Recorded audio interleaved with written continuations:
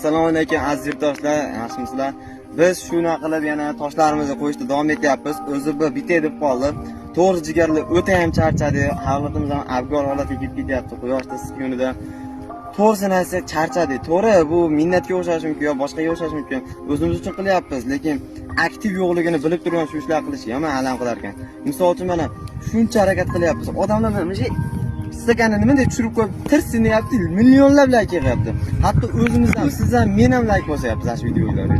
To'g'ri, biz shunaqa qiynalmay, oddiy kameralardan past videolar olyapmiz, to'g'ri, kachkalar ham past, ovoz ham past.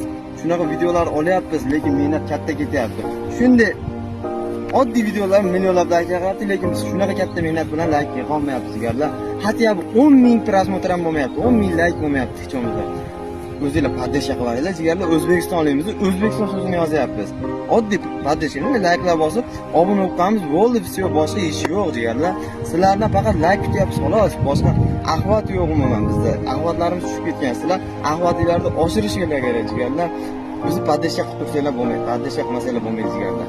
Shuning uchun albatta layklar bosib, obuna bo'lib qo'yinglar, jigarlar.